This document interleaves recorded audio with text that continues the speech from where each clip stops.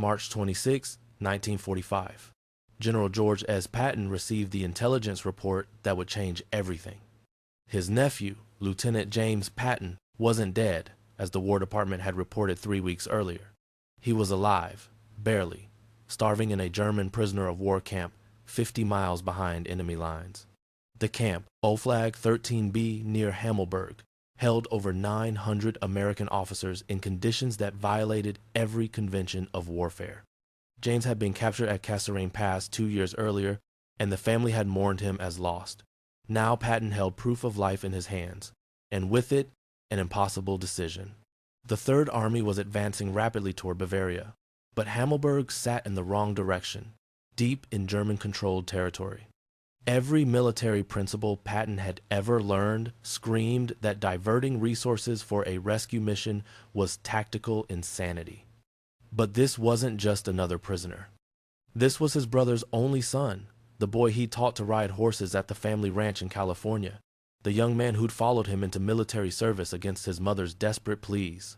Patton stood alone in his headquarters, the intelligence report trembling slightly in his hands, knowing that whatever he decided in the next 60 seconds would define him forever. The man holding that report wasn't the caricature that history would later remember.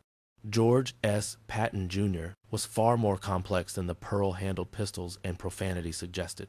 Born into a military family that traced its warrior lineage back to the American Revolution, he'd grown up surrounded by ghosts of Confederate officers who died for their convictions. His grandfather, Colonel George S. Patton, had been killed at the Battle of Winchester. His great-uncle Waller Patton died leading a charge at Gettysburg. These weren't distant historical figures to young George. They were family legends, men whose portraits hung in his childhood home, whose sacrifice demanded that he prove worthy of the name. Patton believed deeply, almost mystically, in duty and honor. He'd been shot in World War I leading tanks into German machine gun fire, refusing to take cover while his men advanced. He'd personally designed cavalry sabers, competed in the Olympics, and written military doctrine that revolutionized armored warfare. But beneath the brass and bravado lived a man plagued by dyslexia, a reader of poetry who wept at opera, a devoted father who wrote tender letters home even from the bloodiest battlefields. The tension between his public persona and private soul created a commander of unprecedented aggression, tempered by unexpected moments of vulnerability. His rise to command the Third Army had been anything but smooth. Just 18 months earlier, in Sicily, Patton had committed the act that nearly ended his career before it reached its zenith. Visiting field hospitals, he'd encountered soldiers suffering from what doctors called battle fatigue, and what Patton, shaped by the harsh military culture of his era, viewed as cowardice. He'd slapped 2 soldiers, verbally abused them, threatened them with execution. When journalist Drew Pearson revealed the incidents, the American public erupted in outrage. Congressmen demanded his dismissal. Former generals, including Patton's hero John J. Pershing, condemned his actions. Supreme Commander Dwight Eisenhower, Patton's former subordinate and now his superior, had seriously considered ending Patton's military career permanently. Only the intervention of Secretary of War Henry Stimson and the grudging acknowledgement that Patton was too valuable to lose had saved him. The price was steep: public apologies, months in purgatory, while other commanders got the glory assignments, and the permanent stain on his reputation. Patton had learned, or so everyone believed, that the old warrior code had limits in modern warfare, that image and politics mattered as much as battlefield brilliance. Yet here he stood, 18 months later, contemplating a decision that would make the slapping incident look trivial by comparison. The intelligence was clear and disturbing. The German guards at Hammelburg were preparing to evacuate the camp as American forces approached from the west and Soviet forces from the east. Evacuation meant death marches through freezing temperatures, systematic execution of prisoners too weak to walk, or wholesale massacre if the guards panicked. James Patton, according to the intelligence officer's notes, weighed barely 100 pounds, suffered from dysentery and frostbite, and would never survive forced relocation. The report estimated he had perhaps 2 weeks before the camp was emptied. 2 weeks before Patton's nephew became another casualty statistic, another gold star on a grieving mother's window, another name carved into marble at some future memorial. The timing couldn't have been worse for a rescue attempt. Patton's Third Army was engaged in heavy fighting across multiple fronts. Every tank, every soldier, every gallon of gasoline was committed to the final push into Germany. Supreme Commander Eisenhower had explicitly ordered all forces to maintain their current vectors to avoid any diversions that might slow the Allied advance. Disobeying that order, for any reason, meant court-martial. For a family member, it meant disgrace and certain dismissal. Patton's relationship with Eisenhower had always been complicated, a delicate dance between genius and insubordination. They'd known each other since the 1920s, when both were junior officers developing theories about tank warfare. Eisenhower, the Kansas farm boy with political instincts, had risen through staff positions and strategic planning. Patton, the California aristocrat with battlefield instincts, had commanded troops in combat since the Pancho Villa expedition. Eisenhower was careful, diplomatic, mindful of coalition politics and public opinion. Patton was aggressive, impolitic, mindful, only of destroying the enemy as quickly and thoroughly as possible. They needed each other. Eisenhower needed Patton's tactical brilliance to win battles. Patton needed Eisenhower's protection to survive his own indiscretions. But the relationship had frayed badly since Sicily. Eisenhower had lost patience with Patton's inability to control his mouth, his reckless public statements, his contempt for Soviet allies, his tendency to treat orders as suggestions. Several times in recent months, Eisenhower had threatened to relieve Patton of command, warnings that were no longer idle. The entire Allied command structure knew Patton was on borrowed time, one mistake away from being sent home in disgrace, his brilliant career ending not in glory, but in scandal and regret. The officers on Patton's staff knew something was wrong the moment he called the emergency meeting. Major Alexander Stiller, Patton's personal aide, noticed the general's hands were shaking slightly as he unfolded the map of the Hammelburg region. Colonel Charles Codman, his senior aide, saw the expression he'd learned to recognize over 3 years of combat. Patton was about to do something that would either make him a legend or destroy him completely. Lieutenant Colonel Paul Harkins, his deputy chief of staff, exchanged glances with the other officers, all thinking the same thing. They'd seen this look before Sicily, before the slapping incident, before every moment when Patton's passion overruled his judgment. The general laid out the situation with unusual restraint, his voice controlled, almost clinical. 900 American officers imprisoned at Hammelburg, his nephew among them, intelligence suggesting imminent evacuation or execution, a narrow window of opportunity. Then he said the words that made every officer in the room go rigid with tension. He was going to send a task force to liberate the camp, penetrating 50 miles behind enemy lines through territory held by retreating but still dangerous German forces. The mission would launch in 48 hours. The reaction was immediate and unanimous. Every senior officer in that room opposed the plan. Colonel Creighton Abrams, commander of Combat Command B of the 4th Armored Division, the unit that would execute the mission, argued that such a raid needed at least a full combat command, 2 battalions, supporting artillery, air cover, overwhelming force. Patton was proposing a small raiding party, maybe 300 men, light tanks, minimal support. Abrams, a brilliant armor officer who'd fought across France and Germany, called it suicide. Major General Manton Eddy, commander of the 12th Corps under which the 4th Armored served, pointed out that this violated Eisenhower's explicit orders. It would divert combat resources during a critical phase of the advance. It would expose the Third Army's flank to counterattack. It risked hundreds of American lives for a mission that had, at best, a 20% chance of success. Colonel Harkins, normally reluctant to contradict Patton directly, finally spoke the thought everyone was avoiding. The mission looked like exactly what it was: a desperate attempt to save a family member regardless of military necessity or strategic wisdom. If the mission failed, if those 300 men died or were captured trying to rescue Patton's nephew, the scandal would make Sicily look like a minor incident. Congress would demand investigations. The press would crucify him. His enemies in the War Department would finally have the ammunition they needed to destroy him permanently. Patton listened to every objection in silence, his jaw working as he ground his teeth, a nervous habit his staff knew meant he was barely containing his temper. When the last officer finished speaking, the room fell into tense quiet. Everyone waited for the explosion, the profanity-laced tirade that usually followed disagreement. Instead, Patton spoke in a voice so controlled it was almost frightening. He understood their concerns. He knew the risks. He knew what failure would mean. Then his voice changed, dropping into the gravelly intensity that his men found either inspiring or terrifying depending on their perspective. Those 900 officers at Hammelburg were Americans.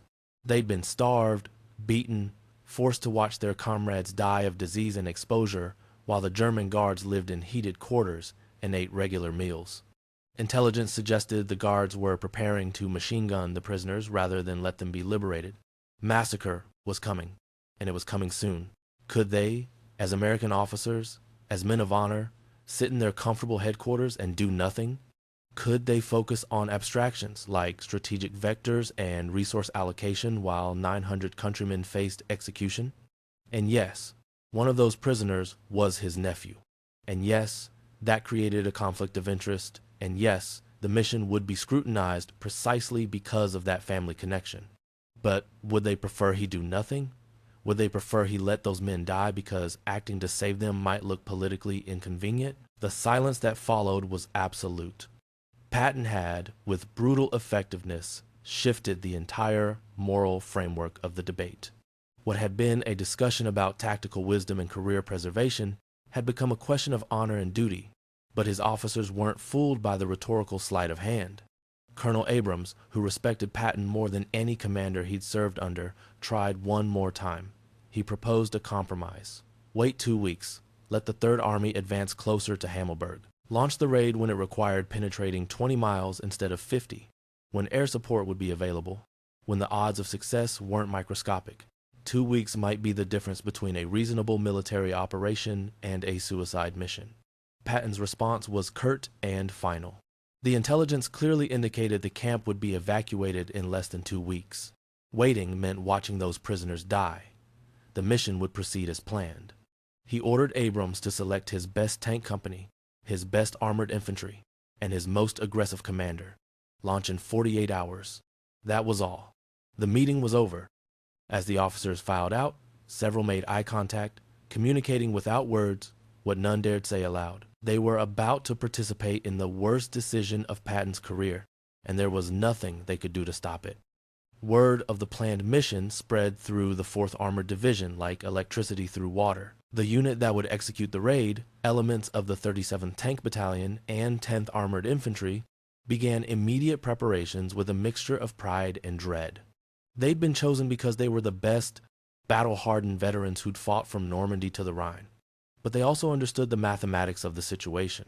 50 miles behind enemy lines, through German-held territory, with minimal support and no possibility of reinforcement if things went wrong. The betting among the enlisted men was that half the task force would be dead or captured within 24 hours. Still, they prepared with professional efficiency because that's what soldiers do. They cleaned weapons, checked ammunition, performed maintenance on tanks that had already driven hundreds of miles beyond their designed operational limits. They wrote last letters home, letters they left with friends, with instructions to mail them if they didn't return. They made dark jokes about German hospitality and reunion tours of POW camps, humor being the soldiers' ancient defense against fear and uncertainty. And they wondered, in the privacy of their own thoughts, whether they were about to die because a general loved his nephew more than he loved them. The commander selected to lead Task Force Baum was Captain Abraham Baum, a 24-year-old Jewish officer from the Bronx who'd proven himself in combat across France and Germany. Baum was fearless, tactically brilliant, and completely unaware of the real reason for the mission. Patton's staff deliberately withheld the information about James Patton being held at Hammelburg, telling Baum only that the camp held 900 American officers who faced imminent execution. The deception was calculated and cruel. If Baum knew the mission's true purpose, he might question orders, might discuss it with his men, might create exactly the kind of scandal Patton was trying to avoid. Better to keep him ignorant, send him into near certain death without knowing he was risking everything for one man's nephew. Major Alexander Stiller, Patton's personal aide, volunteered to accompany the task force, officially as an observer, but actually to identify James Patton when they reached the camp. This addition should have raised questions. Majors didn't accompany captains on small raiding missions. But Baum, focused on the tactical challenges ahead, apparently didn't question the irregularity. He assembled his officers, briefed them on the mission parameters, and began final preparations. None of them knew they were pawns in George Patton's desperate gamble to save his family from grief he couldn't bear to inflict upon them again. On the morning of March 26, 1945, Task Force Bomb crossed the lines and drove into German-held territory. 53 vehicles, 10 Sherman medium tanks, 6 light tanks, 27 half-tracks carrying infantry, and assorted support vehicles. 307 officers and men, all volunteers, all veterans, all about to discover that valor and skill aren't always enough when the mission itself is fundamentally flawed. The first hours went surprisingly well. They moved fast, avoiding major German units, bypassing resistance rather than engaging it. Patton's strategy depended on speed and surprise. Get in, liberate the prisoners, get out before the Germans could organize a response. For a brief window, it looked like the impossible might actually work. Radio communications back to division headquarters reported steady progress. Minimal casualties. Morale holding despite the increasing distance from friendly lines. Colonel Abrams, monitoring from command post, allowed himself cautious optimism. Maybe Patton's instincts were right. Maybe his tactical genius could pull off a miracle. Maybe they'd all been too cautious, too worried about conventional military wisdom. Then, around noon, everything began falling apart. German resistance stiffened. What had been isolated pockets of retreating soldiers became coordinated defensive positions. The task force found itself fighting through increasingly heavy opposition, losing vehicles, taking casualties, burning fuel at rates that made return to American lines mathematically impossible, even if they faced no further resistance. By late afternoon, Task Force Bomb reached Hammelburg, but the cost had been devastating. They lost nearly a third of their vehicles, suffered dozens of casualties, and burned most of their fuel reserves.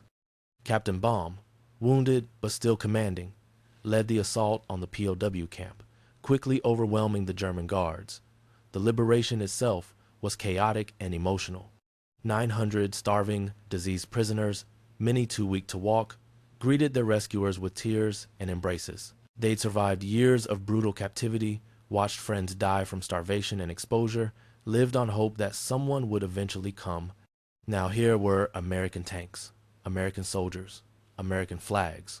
They were saved, or so they believed. Major Stiller found Lieutenant James Patton in the camp hospital barracks, barely conscious, suffering from dysentery and pneumonia, weighing less than 100 pounds. He'd survived the initial capture at Kasserine Pass, survived 2 years of inadequate food and medical care, survived the death march from Poland to Germany. He'd survived everything except what came next. Because as Stiller helped James toward one of the half-tracks, as the liberation celebration continued around them, Captain Baum was receiving devastating reports from his remaining officers. The task force couldn't evacuate 900 prisoners. They had perhaps 30 functional vehicles left, most low on fuel and ammunition. They could take maybe 100 prisoners, maximum, and even that would leave them dangerously overloaded. The mathematics were brutal and simple. They'd come 50 miles to rescue 900 men, and they could save fewer than 1 in 9. The decision of who got to climb onto those vehicles, who got to escape, who got left behind to face German retribution, fell to Captain Baum, who still didn't know the real reason for this disaster. Baum made the impossible choices with the cold logic of battlefield necessity. Priority to the wounded who could survive transport. Priority to officers with intelligence value. Priority to men young and strong enough to contribute if they encountered combat on the return journey. James Patton, despite his condition or perhaps because of Major Stiller's intervention, secured a place on one of the half-tracks. 800 prisoners watched the task force prepare to leave, understanding they'd been abandoned. They would face the German guards' rage, the retribution for this raid, the forced evacuation they'd briefly hoped to avoid. Years later, survivors would describe the expressions on their faces as their rescuers drove away. Not anger, but something worse. A quiet acceptance that betrayed no surprise at being expendable. The task force, now carrying about 90 prisoners, plus the wounded from the raid itself, began the return journey as darkness fell. They were overloaded, nearly out of fuel and ammunition, exhausted, and had to cover 50 miles through German territory, now fully alerted to their presence. The radio calls back to division became increasingly desperate. They needed air support that wasn't available. They needed fuel that couldn't be delivered. They needed reinforcements that didn't exist. Around midnight, reality became undeniable. They weren't going to make it. German forces had surrounded them, cutting off retreat, bringing up artillery and armor. Captain Baum, his groin shattered by machine gun fire, finally understood they'd been sent to die. The battle that destroyed Task Force Baum lasted less than 30 minutes, but seemed eternal to the men fighting it. German artillery systematically destroyed the remaining vehicles while machine gun fire cut down anyone who tried to escape on foot. Some men surrendered. Some fought until they were killed. Some, including Captain Baum and Lieutenant James Patton, were captured and returned to POW camps. The mission's final accounting was devastating. 32 Americans killed in action, 247 wounded, missing, or captured. Only 35 men successfully returned to American lines. Every single vehicle was destroyed or captured. The 900 prisoners at Hammelburg, including the 90 who'd briefly tasted freedom, faced immediate German retribution. Several were executed as examples. The rest endured forced evacuation under conditions that killed dozens more before American forces finally liberated the camp 2 weeks later. By any objective military standard, Task Force Baum was a complete catastrophe, a textbook example of how not to conduct special operations. But the true scope of the disaster wouldn't become clear until weeks later, when the survivors began telling their stories, when journalists started asking questions, when officers who'd opposed the mission from the beginning found the courage to speak publicly about what they'd witnessed. The mission that was supposed to save Patton's nephew instead became the weapon his enemies had been waiting years to wield. The news reached Supreme Headquarters Allied Expeditionary Force within hours of the task force's destruction. Eisenhower, reading the initial casualty reports, demanded an immediate explanation from Third Army Headquarters. Why had Patton launched an unauthorized raid 50 miles behind enemy lines? Why had he diverted combat resources during a critical phase of the German campaign? Why had 300 men been sent on a suicide mission to liberate a POW camp that was scheduled to be liberated by the regular advance in less than 2 weeks? Patton's initial response was defensive and technically accurate. He'd received intelligence suggesting the prisoners faced imminent execution. He'd acted to prevent a massacre. The mission had been a calculated risk that didn't work out. These things happened in war. Then someone mentioned that Lieutenant James Patton had been held at Hammelburg. Someone else noted that Major Stiller, Patton's personal aide, had accompanied the raid with no clear military purpose. Someone calculated the odds that a 4-star general's nephew would be at that specific camp at that specific time without the general knowing about it. The pieces assembled themselves into a picture that made Eisenhower physically ill. His most famous battlefield commander, already on probation from the Sicily slapping incident, had just sacrificed 300 American soldiers trying to rescue his nephew. The scandal would be unprecedented. Eisenhower summoned Patton to headquarters immediately, and the meeting that followed would determine whether the general who led Third Army across France and into Germany would finish the war in command or in disgrace. The confrontation between Eisenhower and Patton has been described by multiple witnesses, though accounts vary on the specifics. What's consistent is the cold fury in Eisenhower's voice, the absence of the usual political courtesy that normally characterized their interactions. Eisenhower demanded the truth. Did Patton know his nephew was at Hammelburg before ordering the mission? Patton's answer was technically accurate, but morally evasive. He'd received intelligence suggesting James might be there, yes, but he would have ordered the mission regardless because 900 American officers needed rescue. Eisenhower's response cut through that rationalization like a bayonet. If the mission was purely military, why hadn't Patton requested permission from Army Group Command? Why had he sent an inadequate force when his own officers recommended waiting for proper support? Why had his personal aide accompanied the raid? And most damningly, why hadn't Patton disclosed his nephew's location before sending 300 men to die? The questions hung in the air like artillery smoke, each one exposing the indefensible nature of Patton's decision. Other officers present later described Patton's face as he realized his career was ending. Not anger, not defiance, but something closer to resignation, the expression of a man who'd gambled everything and lost. Eisenhower gave him a choice. Patton could request relief from command citing medical or personal reasons, and retire with his reputation partially intact. Or he could face a formal investigation, public testimony, likely court-martial, and certain disgrace. Either way, his days commanding Third Army were finished. But before Patton could respond, something unexpected happened.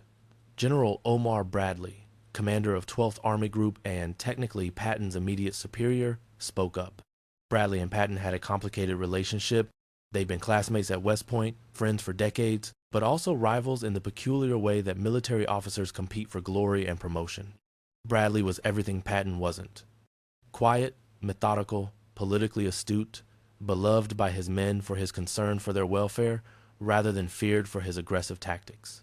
Yet Bradley had watched Patton's tactical genius win battles that no other American commander could have won. He'd seen Third Army race across France, relieve Bastogne, cross the Rhine, accomplish the impossible through sheer audacity and skill. And Bradley understood something that Eisenhower, focused on the scandal and political ramifications, momentarily forgot. The war wasn't over. Germany hadn't surrendered.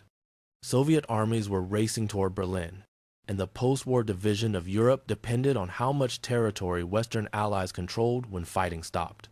Third Army, under Patton's command, was advancing faster than any other Allied unit. Replacing him now, in the middle of the final campaign, would slow that advance. The Soviets would capture Prague, Vienna, possibly even more of Germany than currently planned. Strategic considerations, Bradley argued, had to outweigh even justified outrage over Patton's personal misconduct. The debate that followed revealed the moral complexity that warfare imposes on even honorable men. Eisenhower wanted accountability. Patton had violated orders, squandered American lives for personal reasons, and deserved immediate relief from command.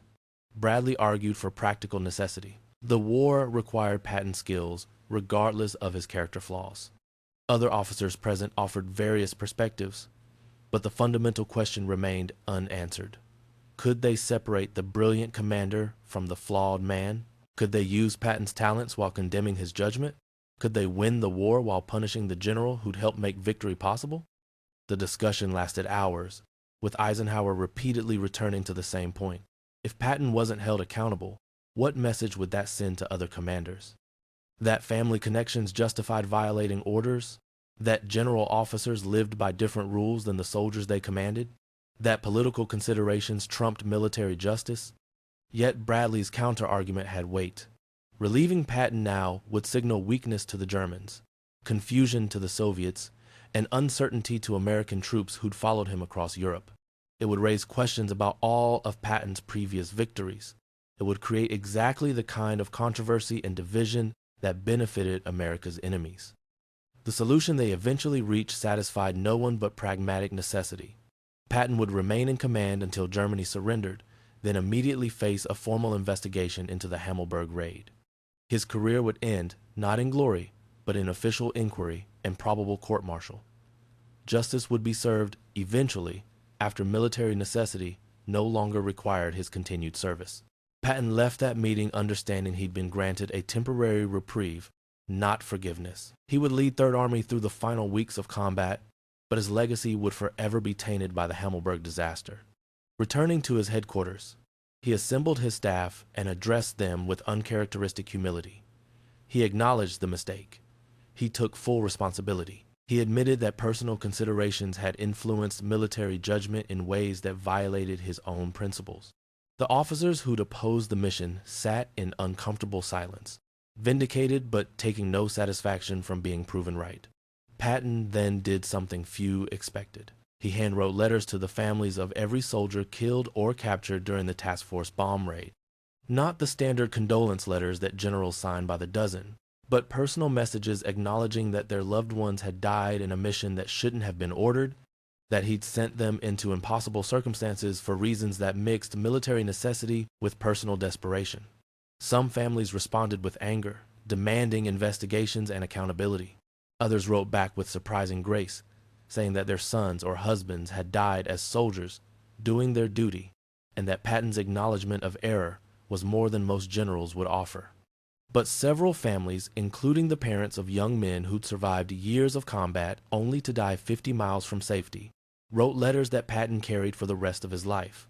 Letters that said simply, "You killed our son for your nephew." The final weeks of the war were agony for Patton. Third Army continued advancing, capturing territory, destroying German resistance, fulfilling every military objective. His soldiers fought brilliantly, trusting in their commander even as rumors about Hammelburg spread through the ranks. But Patton himself seemed diminished, haunted, fighting with mechanical efficiency rather than passionate aggression. Officers who'd served under him for years noticed the change. The profanity-laced speeches stopped. The dramatic gestures ceased. He commanded with quiet professionalism, like a man executing movements he'd memorized rather than improvising brilliantly under pressure. When Germany finally surrendered in May 1945, when the celebrations erupted across Europe and America, Patton participated with obvious reluctance. He'd won his war but lost his peace. James Patton survived the war, barely. Recaptured after the failed raid, returned to POW camp, he endured another month of captivity before American forces finally liberated Hammelburg. By then, he weighed 89 pounds and suffered from tuberculosis, pneumonia, and dysentery. He spent 6 months in military hospitals recovering before being medically discharged. He never spoke publicly about the raid, never granted interviews, never wrote the memoirs that publishers desperately wanted.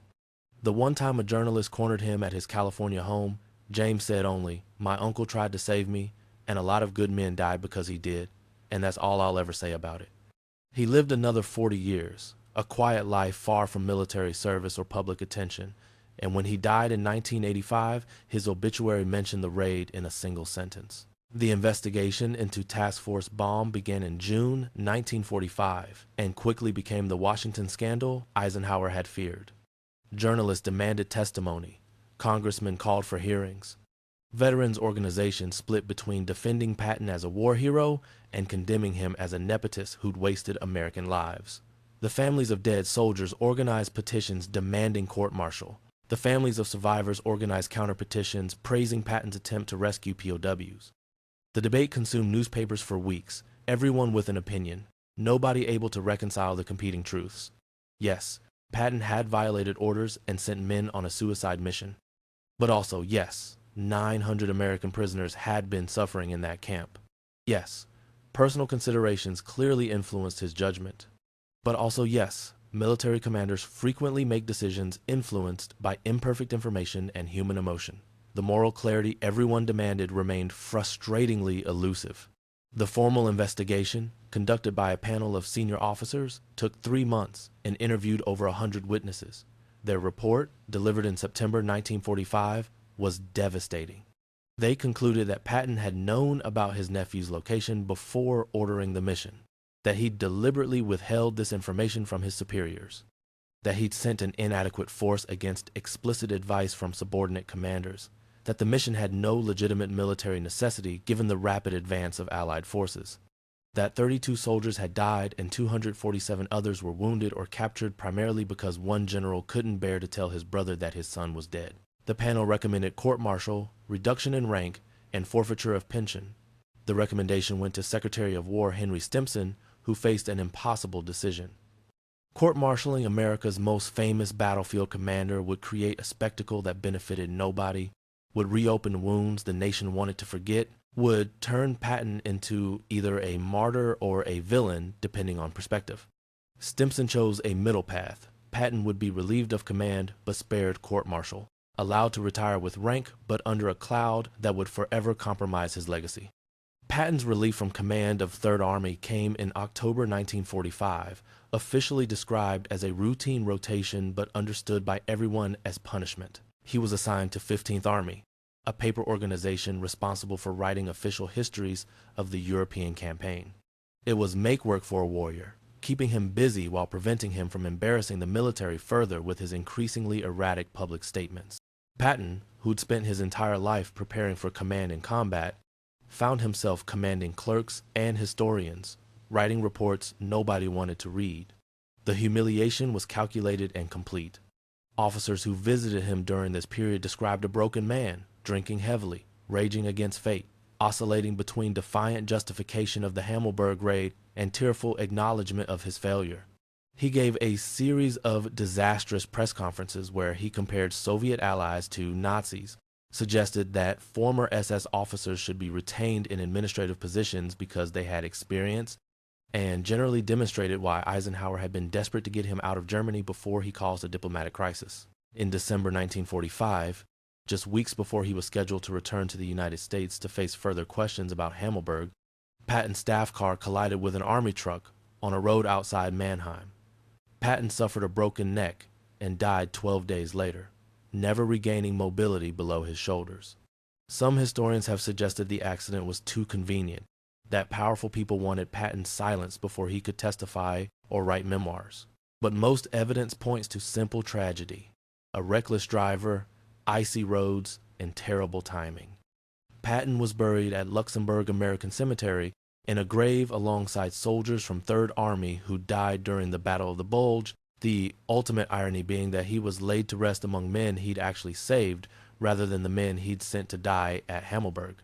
The story of Task Force Baum and George Patton's attempt to rescue his nephew became a cautionary tale in military academies, taught to generations of young officers as an example of how personal considerations corrupt professional judgment. Case studies dissected every decision: the inadequate force structure, the violation of orders, the deception of subordinates, the predictable outcome. But the teaching often missed the deeper complexity. War doesn't create moral clarity. It creates situations where every choice is terrible, and commanders must choose the least terrible option with incomplete information and under unbearable pressure. Patton faced an impossible dilemma: let his nephew die to preserve military protocol or violate protocol to attempt rescue. Neither choice was right, neither was wrong. Both would haunt him. The tragedy was that he chose action over inaction, family over duty, and made the gamble while deceiving those who deserved truth. Could he have requested permission through proper channels? Yes, and been denied. Could he have sent adequate force? Yes, and created an even larger scandal. Could he have disclosed his nephew's presence? Yes, and been immediately relieved. Every alternative path led to variations of disaster. Patton chose the path that gave James the best chance of survival while giving himself the best chance of plausible deniability. It was calculated, cynical, deeply human, and ultimately catastrophic, because war has no mercy for human weakness regardless of how understandable that weakness might be. The soldiers of Task Force Baum who survived returned to lives marked by the raid's controversy. Some became defenders of Patton, arguing that he'd tried to save American prisoners, and that's what mattered. That second-guessing battlefield decisions from comfortable distance was cowardice. Others became critics, feeling they'd been sacrificed for one man's personal agenda, that their suffering and their friends' deaths deserved accountability regardless of Patton's previous achievements. Most simply wanted to forget, to return to civilian life, to put the war behind them and focus on futures rather than dwelling on past grievances. Captain Abraham Baum, who'd led the raid without knowing its true purpose, spent years angry at being deceived. He had been used, sent to die without informed consent, his tactical skill and his men's courage exploited for purposes he would have questioned had he known. Eventually, he made peace with Patton's ghost, understanding that war creates terrible choices and that even great commanders make catastrophic mistakes. The prisoners left behind at Hammelburg, 800 men who'd watched their rescuers abandon them, carried different scars. Many died during the forced evacuation that followed. Those who survived never forgot the moment when liberation arrived and then departed, when hope materialized and then dissolved, when they learned that even rescue could be selective and political.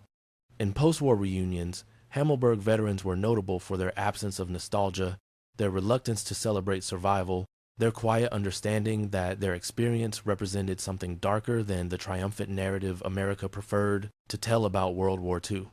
The broader military establishment struggled with Patton's legacy for decades. How to honor his undeniable brilliance while acknowledging his catastrophic judgment, how to teach his tactics while cautioning against his temperament, how to celebrate Third Army's achievements while examining the personal failures that compromised them. The solution was uncomfortable. Separate the warrior from the man, praise his battlefield accomplishments while condemning his character flaws. Present him as a complex figure whose greatness and weakness were inseparable. This approach satisfied nobody. Veterans who'd served under Patton felt their commander was being unfairly reduced to his mistakes. Critics felt the military was excusing nepotism and insubordination because Patton had won battles. Historians argued that the Hammelburg raid revealed truths about military culture that the institution wanted to ignore, that officers frequently bent rules for personal reasons, that chain of command protected the powerful while sacrificing the expendable, that heroic narratives concealed moral compromises. The debate continued through generations, never resolved, because the questions Patton's choices raised didn't have comfortable answers.